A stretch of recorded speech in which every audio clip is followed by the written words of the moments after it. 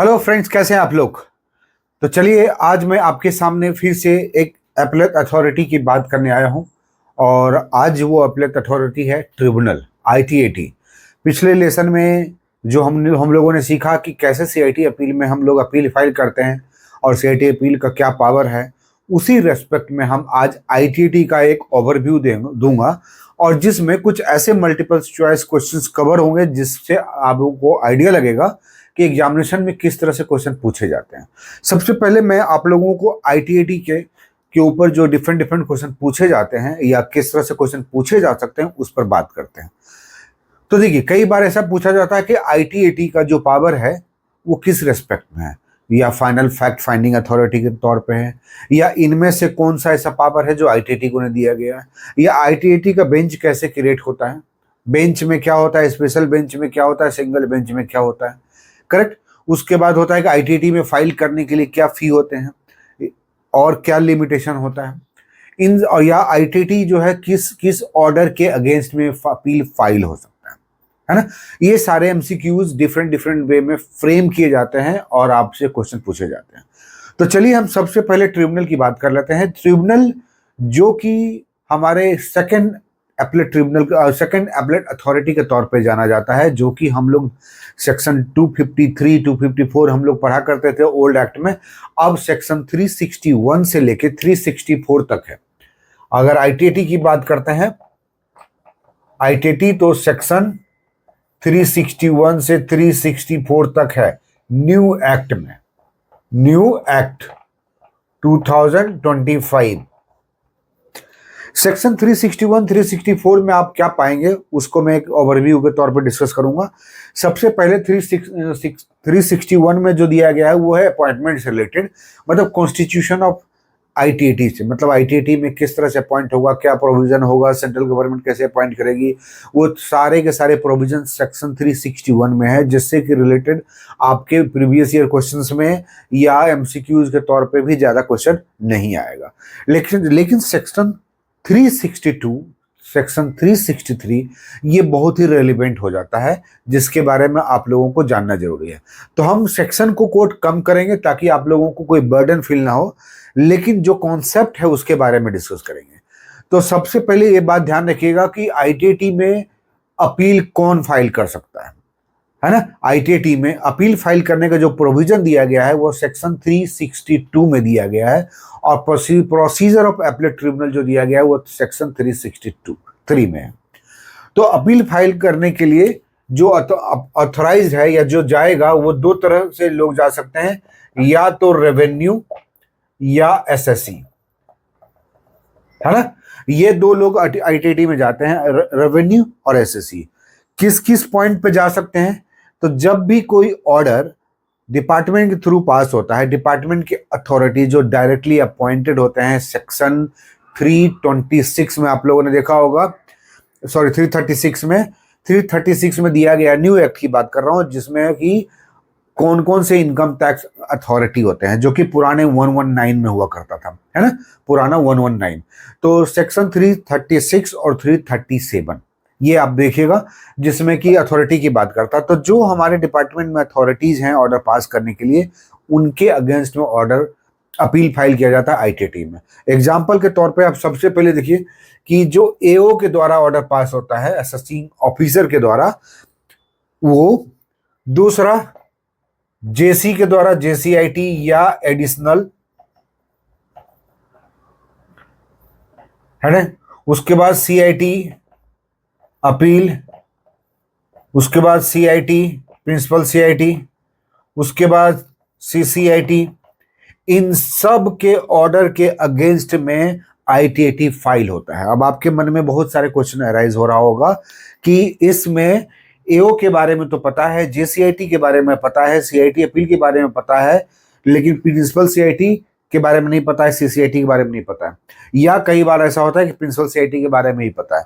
तो एग्जाम्पल के तौर पे अंडरस्टैंडिंग करने के लिए बता देता हूं कि कई बार जो है, अब जैसे कि देखिएगा कि सीसीआईटी को भी कुछ ऑर्डर पास करने का प्रोविजन दिया गया है ना, कंपाउंडिंग से रिलेटेड या इंटरेस्ट वेवर से रिलेटेड।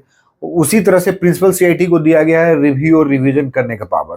फर्दर सीआईटी अपील के बारे में आप लोग ने पिछले वीडियो में देखा ही है। जेसीआईटी कभी कभी एओ के तौर पे काम करते हैं और वही ऑर्डर पास करते हैं, और एओ। अब यहाँ पे अपील में जो आईटीटी में जो अपील फाइल होगा, बेसिकली ऐसा ऑर्डर जो कि एओ के द्वारा पास हो रहा है, आइदर अंडर द प्रोविजन और under the approval of the CIT, principal CIT और डीआरपी, डिस्प्यूट रिजोल्यूशन पैनल के द्वारा जो ऑर्डर पास होता है, डायरेक्टली असेसमेंट ऑर्डर जो पास होता है नॉर्मली उसके अगेंस्ट में सीआईटी अपील में जाते हैं, आईटीटी में नहीं। लेकिन अगर कोई ऐसा है टीपी का इशू है जिसमें डीआरपी ऑर्डर पास किया है, उस ऑर्डर के डायरेक्शन के अगेंस्ट मींस की डायरेक्शन के कंप्लायंस में एक ऑर्डर पास किया गया एओ के द्वारा, देन दैट ऑर्डर के अगेंस्ट में भी एसएससी जो है आईटीटी डायरेक्टली जा सकता है। जेसीआईटी का सिचुएशन एओ की तरह होता है, तो उसी केस में कोई भी ऑर्डर पास हो सकता है, आइदर जेसीआईटी या ओएसडी जेसीआईटी। सीआईटी अपील की बात करते हैं तो सीआईटी अपील का मैटर तो हमेशा ही रहता है, सीआईटी अपील के अगेंस्ट में हम लोग आईटीटी में जाते ही हैं। प्रिंसिपल सीआईटी जैसे कि रिवीजन रिव्यू जो ऑर्डर पास होता है उसके अगेंस्ट में भी डायरेक्ट अपील होता है आईटीटी में। क्लियर? तो यहाँ पे देखिएगा जो स्पेशल पावर होता है प्रिंसिपल सीआईटी और सीसीआईटी, जो कि टाइम टू टाइम और कभी कभी ये यूज होता है, उसके लिए डायरेक्टली हम आईटीटी में फाइल करते हैं। लेकिन सिस्टमेटिकली अगर हायरकी की बात करते हैं तो सीआईटी अपील के ऑर्डर के अगेंस्ट में अपील फाइल किया जाता है, पहला चीज।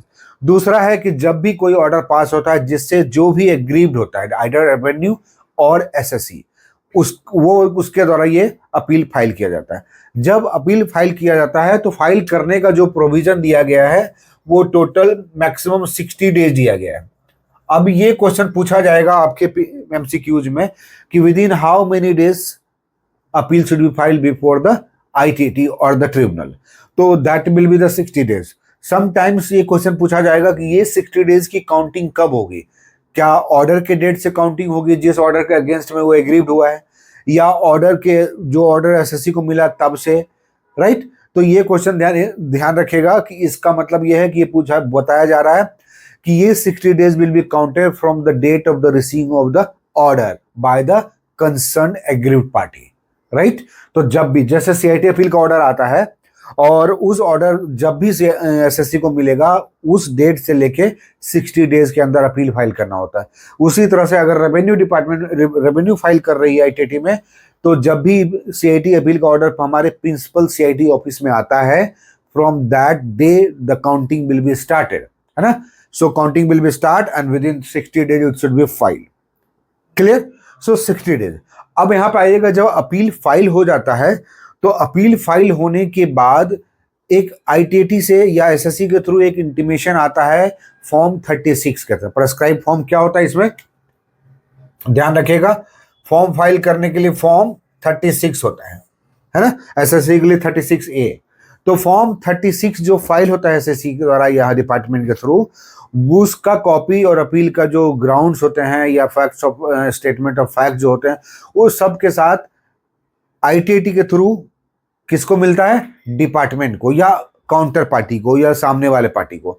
जब सामने वाले पार्टी को यह नोटिस मिलता है कि भाई अपील फाइल हो चुका है against that CIT appeal order, then the counter party can also file cross objection. Cross objection ध्यान रखिएगा। अब क्रॉस ऑब्जेक्शन जो फाइल होता है, क्रॉस ऑब्जेक्शन क्या है? बेसिकली ये है कि जो अपील मेन पार्टी ने फाइल किया है उसी के अगेंस्ट में सर्टेन आर्गुमेंट्स करने के लिए अपील फाइल करना। तो क्रॉस ऑब्जेक्शन भी एक अपील है जिसको इंडिपेंडेंटली एक अपील की तरह ट्रीट किया जाता है, अपील की तरह ट्रीट किया जाता है, जिसका कोई पर्टिकुलर फी नहीं दिया गया है हमारे डिपार्टमेंट के लिए। और क्रॉस अपील फाइल करने का जो टाइम होता है वो होता है 30 days from the receiving of the that appeal notice. जो भी अपील नोटिस काउंटर पार्टी को मिलेगा उसके विद इन 30 डेज। तो ये भी क्वेश्चंस आपको पूछे जाएंगे कि क्रॉस ऑब्जेक्शन कितने दिनों में फाइल किया जाएगा, तो 30 days from the receiving of the appeal notice कि अपील फाइल हो गया। क्लियर? फॉर्म 36। अब ये अपील फाइल करने का प्रोविजन, इसमें grounds of appeal, assessment order, जिस ऑर्डर के अगेंस्ट में एग्री हुआ है पार्टी, वो ऑर्डर फॉर्म 36 होना चाहिए, प्लस में उस प्रेस्क्राइब्ड फी होना चाहिए। अब आते हैं फी की बात करते हैं। फी जो है बेसिकली फी में अगर आप देखेंगे तो डिपार्टमेंट की बात करेंगे तो नो फी। डिपार्टमेंट अगर कोई अपील फाइल कर रहा है ट्रिब्यूनल में, क्योंकि ट्रिब्यूनल एक डिपार्टमेंट के पॉइंट ऑफ व्यू से भी कॉन्स्टिट्यूट किया गया है, तो department will not have to pay any amount. And for SSC जो ग्राउंड दिया गया है वो है 500 रुपया, 1500 रुपया और 10,000 रुपीज, है ना, 10,000 ध्यान रखिएगा। और मिसलेनियस जो अल्टीमेटली स्टे के लिए 50 रुपीज, स्टे एप्लीकेशन अगर किसी ने फाइल किया एसएससी के थ्रू तो 50 रुपीज। अब ये क्राइटेरिया क्या है, बेसिकली ये क्राइटेरिया है कि अगर एसएससी के द्वारा जो असेस्ड इनकम है, जो ऑर्डर में जो असेस्ड इनकम है, अगर वो 1 लाख से कम है, असेसिंग ऑफिसर के द्वारा जो असेस्ड इनकम डिस्कस हुआ है, अगर वो 1 लाख से कम है then 500 will be the charge. अगर 1 लाख से 2 लाख का है इनकम स्लैब, अगर देखेंगे 1 से 2 तो उसके लिए 1500 रुपया, और 2 लाख से ऊपर अगर है तो 10,000 rupees.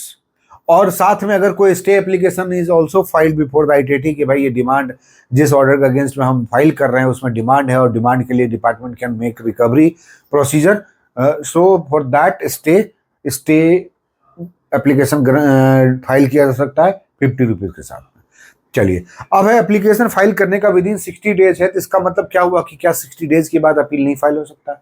Yes, it can be file and it can be accepted by the tribunal subject to sufficient cause of reason, कि भाई क्या रीजन था, क्या वजह था जिसके कारण आपने ये अपील जो है आप 60 डेज के अंदर नहीं फाइल किया और अब फाइल कर रहे हैं, है ना।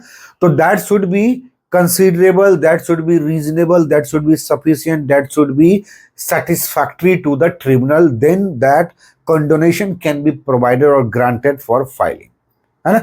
Otherwise delay may be the cause for rejection of the application। Clear? अब ये हो गया। अब यहाँ पे ध्यान रखिएगा, ये जो चीज है दिया गया है कि अब यहाँ पे दूसरा पॉइंट डिस्कस लेते हैं। एपीलेट ट्रिब्यूनल जो है उसको ऑर्डर पास करने का जो टाइम दिया गया है वो है कितने साल? 4 इयर्स। 4 इयर्स ऑर्डर जो पास होगा आईटीएटी के द्वारा, within 4 years from the end of the financial year in which application or appeal has been filed।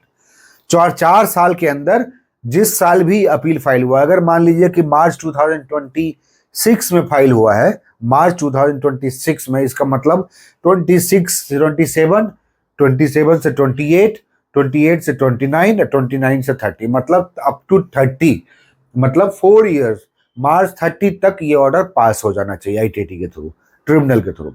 Clear? उसके बाद जो दिया गया स्टे की बात करते हैं, तो स्टे जो है दिया गया है कि 180 डेज से ज्यादा stay may not be granted by the tribunal subject to में आप लोगों को पता होगा कि prescribe 20% of the tax must have been paid by the SSC, क्योंकि ये जो क्राइटेरिया सीआईटी अपील के रेस्पेक्ट में भी है, तो इसी तरह से यहाँ पे भी गया है कि न्यू एक्ट के अंतर्गत सब मैं डिस्कस कर रहा हूँ। ध्यान रखिए, ये कॉन्सेप्ट जो मैं आपको डिस्कस कर रहा हूँ वो कॉमन है, चाहे वो ओल्ड एक्ट की बात करें या न्यू एक्ट की बात करें। सेक्शंस चेंज हो जाते हैं, फी में बी चेंज, प्रेस्क्राइब लिमिट और कैप ऑफ द इनकम में B change, but this concept will not be change. तो आईटीटी को जो पावर दिया गया है 363 का क्लॉज 6 में, क्लॉज भूल जाइए, क्लॉजेज में जो दिया गया है वो है कि स्टे ग्रांट में be granted for maximum 6 month, और 6 मंथ के बाद 6 मंथ के अंदर दैट डिस्पोजल, मतलब that order should be passed by the ITT. तो ये कहा गया अगर 6 महीने के बाद तक, 6 महीने तक अंदर ऑर्डर पास नहीं हुआ, then this stay application will be vacated, मतलब stay application should be revoked या automatically will be deemed to be revoked या वैकेटेड। क्लियर? मतलब स्टे ग्रांट जो मिला था 6 महीने के लिए वो खत्म हो गया। प्लस में ये भी इंश्योर किया जाता है कि कहीं ऐसा तो नहीं है ये जो स्टे ग्रांट हुआ 6 मंथ में और डिस्पोजल नहीं हो पाया ट्रिब्यूनल के द्वारा, कहीं ऐसा तो नहीं है कि ये एसएससी के कारण, कि एसएससी को बार बार अपॉर्चुनिटी दिया गया और वो बार बार जो है एक्सटेंशन लेता रहा, एडजर्नमेंट लेता रहा और उसने प्रॉपर डॉक्यूमेंट्स फाइल नहीं किया, and because of that order can not be pass या would not be passed by the tribunal. अगर ऐसा है then stay will be vacated और disposal will be done by the tribunal as per the procedure. Clear यहां तक? चलिए अब हम आते हैं थोड़ा सा आईटीएटी के बारे में बात करते हैं कि आईटीएटी का जो बेंच है या उसमें क्या इंटरनल कॉन्स्टिट्यूशन होते हैं। आईटीएटी में अगर आप देखेंगे सेक्शन 363 पढ़ेंगे तो सबसे पहले यहां पे 3 तरह का बेंच बन सकता है। पहले तो देखिए कि मेंबर होते हैं, मेंबर्स होते हैं और एक प्रेसिडेंट होंगे, और जब प्रेसिडेंट होंगे तो वाइस प्रेसिडेंट भी होंगे, वीपी। क्लियर? इसका मतलब क्या हुआ कि मेंबर, वाइस प्रेसिडेंट, प्रेसिडेंट होंगे। प्रेसिडेंट और वाइस प्रेसिडेंट जो है उसी मेंबर्स में से एक सीनियर मोस्ट को अपॉइंट किया जाता है। क्लियर?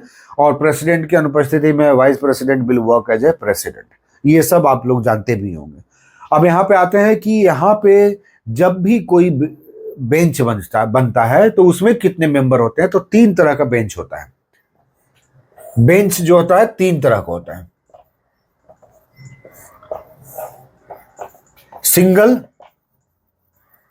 सिंगल मेंबर बेंच, उसके बाद डबल मेंबर बेंच, और थर्ड है स्पेशल बेंच। क्लियर? तो स्पेशल बेंच, तो single bench, single member bench, double member bench, special bench. अब इसमें अंतर क्या है? नाम से पता लग रहा होगा कि सिंगल बेंच जो होता है उसमें सिंगल मेंबर होते हैं, जबकि डबल मेंबर बेंच में 2 मेंबर होंगे, राइट? और स्पेशल मेंबर में 3 होंगे। यहाँ पे तीन मेंबर होंगे, यहाँ पे 2 होंगे, यहाँ पे 1 होंगे। ये नंबर से पता चल रहा है। अब यहाँ पे देखिएगा कि डबल मेंबर में यहाँ पे एक जुडिशियल मेंबर और अकाउंटेंट मेंबर दोनों का होना जरूरी है। जैसे प्रेसिडेंट की नियुक्ति या जो प्रेसिडेंट होता है या मेंबर जो बनाया जाता है जुडिशियल सेक्शन में, वो होता है कि हाई कोर्ट के सिटिंग या रिटायर्ड जज होंगे और मिनिमम हाई कोर्ट में 7 ईयर सर्विस एज ए जज का एक्सपीरियंस होगा। Then only that person will be appointed as a member और प्रेसिडेंट और वाइस प्रेसिडेंट। ठीक है? मतलब मेंबर बनने का क्राइटेरिया होता है। और एक जो अकाउंटेंट मेंबर होते हैं जो डिस्टिंग्विश होते हैं और उनके लिए सर्टेन क्राइटेरिया भी फिक्स किया गया है। तो इस तरह से तो डबल मेंबर जहां पे होगा या एक से अधिक मेंबर जहां पे भी होंगे उसमें कम से कम एक जुडिशियल और एक अकाउंटेंट मेंबर होंगे। एक जुडिशियल और अकाउंटेंट। यहाँ पे जैसे 2 है तो एक जुडिशियल और अकाउंटेंट। यहाँ पे स्पेशल बेंच है तो एक जुडिशियल एक अकाउंटेंट होंगे। मतलब 2 जुडिशियल हो सकते हैं लेकिन एक अकाउंटेंट मेंबर का होना जरूरी है। इसलिए जब सिंगल मेंबर बेंच की बात करते हैं तो एक अकाउंटेंट मेंबर भी ये हैंडल कर सकते हैं। और ये इन सारे प्रोसीजर को, इन सारे बेंच का क्रिएशन जो है प्रेसिडेंट की देखरेख में होता है। प्रेसिडेंट ही ये डिसाइड करते हैं कि सिंगल मेंबर बेंच के थ्रू होगा या डबल मेंबर बेंच के थ्रू होगा या स्पेशल मेंबर बेंच के थ्रू होगा। करेक्ट? अब आते हैं कि जब कई बार ऐसा होता है कि स्पेशल बेंच जो होता है वो मोर देन 2 होता है, मतलब 3 भी हो सकता है, 4 भी हो सकता है। तो ऐसे केस में जहां पे इक्वल नंबर ऑफ या मोर देन 2 मेंबर्स होते हैं बेंच में तो उसे मेजोरिटी से डिसीजन लिया जाता है अगर डिसेंटिंग ओपिनियन क्रिएट हो रहा है मेंबर्स के बीच में तो। करेक्ट? लेकिन अगर 4 मेंबर होते हैं और चारों में डिसेंटिंग इतना हो रहा है कि मेजोरिटी की बात करते हैं तो 2-2 ऐसा हो रहा है कि 2 ना बोल रहे हैं 2 यस बोल रहे हैं, है ना? वैसे केस में through president to other member it will be referred. हो सकता है वो सिंगल मेंबर हो या हो सकता है डबल मेंबर बेंच हो, और वहां से जो डिसीजन आएगा मतलब उस मेंबर का जो ओपिनियन होगा और इस स्पेशल बेंच का जो ओपिनियन होगा, इन दोनों को मिला के जो मेजोरिटी होगा उस मेजोरिटी के ऊपर डिसीजन लिया जाएगा। क्लियर? तो ये एक बेसिकली ये कॉन्स्टिट्यूशन की बात करता है कि एक अकाउंटेंट, एक जुडिशियल मेंबर होते हैं और 3 तरह के बेसिकली बेंच होता है। यहां तक क्लियर हो गया आपका? तो ये आपका आईटीटी से रिलेटेड जितना भी टॉपिक था जिससे कि क्वेश्चन पूछे जा सकते हैं, कि कई बार क्वेश्चन पूछा जाता है कि फी, प्रेस्क्राइब्ड फी क्या होता है या कौन से मेंबर होते हैं, कौन कौन से ऑर्डर होता है। तो ऑर्डर के बारे में आप लोग बार बार मैं यही बोलूंगा सेक्शन 362 जो है जरूर पढ़िएगा। सेक्शन 362 जिसमें बोला गया है कि ऑर्डर जो होता है कौन सा अपीलेबल ऑर्डर होता है, तो जो एओ के द्वारा होता है आफ्टर डीआरपी ऑर्डर के बाद एओ ने ऑर्डर पास किया तो, या सीआईटी अपील के ऑर्डर के अगेंस्ट में, या अब रिव्यू और रिवीजन जो प्रिंसिपल सीआईटी के थ्रू पास होता है, या कोई ऐसा ऑर्डर जो या एनी अदर ऑर्डर जो कि एओ के द्वारा पास तो हो रहा है लेकिन after approval of principal CIT. Clear? तो इन सब ऑर्डर के अगेंस्ट में अपील फाइल किया जा सकता है, और ये माइन्यूटली मैं डिस्कस करूंगा कहीं पे प्रॉपर्ली आपका कि कौन कौन से ऐसे ऑर्डर है, लेकिन बेसिकली 4 ऑर्डर होते हैं और उसमें से मैंने अपने चारों ऑर्डर आपको मोटा मोटी आपको बता दिया, लेकिन इसी ऑर्डर को आपको ध्यान रखना। ओके, सो आज के लिए ये इतना ही। तो आई होप कि आप लोगों को आईटीटी के बारे में प्रोसीजर और फी और पावर्स और किस तरह से क्वेश्चन पूछे जाते हैं ये सारा चीज आपको क्लियर हो गया। So thank you and stay tuned to Eco Law channel and do not forget to like, share and subscribe.